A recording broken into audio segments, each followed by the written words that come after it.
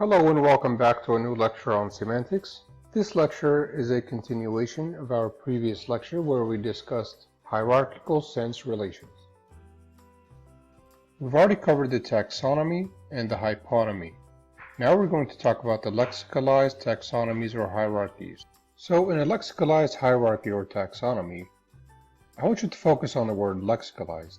Lexicalized basically means that people have gotten into the habits of grouping these things together.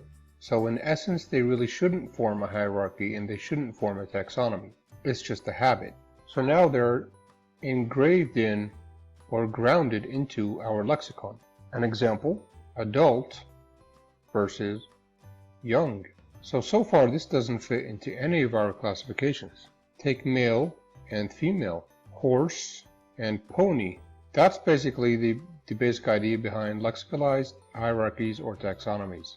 Now we can move on to the fourth part, which is the part-whole relation, or what we call a meronymy. Now meronymy is similar to a taxonomy in that we're not really talking about vertical relations. The easiest way to understand a meronymy or a part-whole relation is through an example. So an insect may have legs, may have eyes. A bird may have wings. It may have feathers. One major difference between a meronymy and a hyponymy, for example, is that these features do not necessarily have to be there.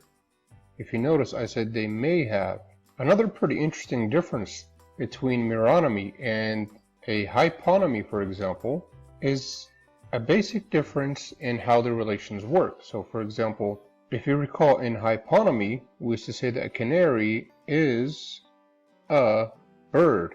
But under meronymy, we say a bird has has feathers. Sometimes we can do it in the reverse order and say wings are part of a bird.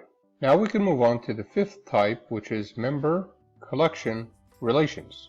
So as the name suggests, in member-collection relations, we take several members and we give a name to the entire group.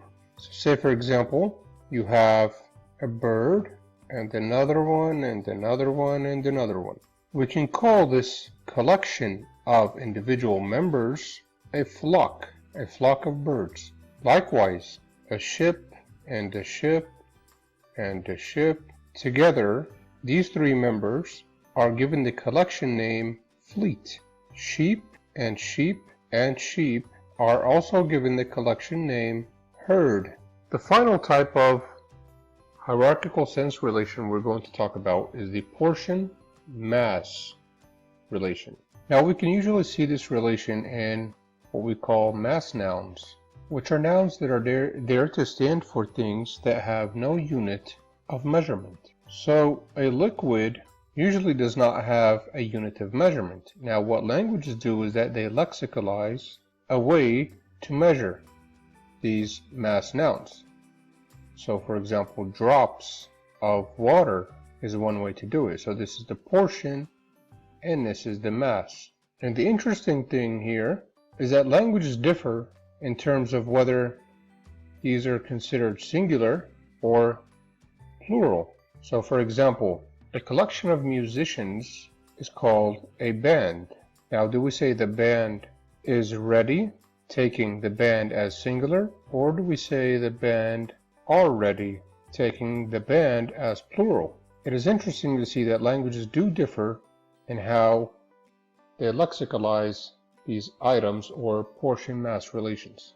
Alright, so far we've covered all the hierarchical relations, the taxonomy, the hyponymy, the lexicalized taxonomy or hierarchy, meronymy, member collection relations, and portion mass. With that, we can conclude our discussion of sense relations. As a reminder, these hierarchical relations we last discussed were all part, or just one part, of the sense relations, which included homonymy and polysemy, semantic similarity, and semantic opposition. Thanks for listening. Have a great day.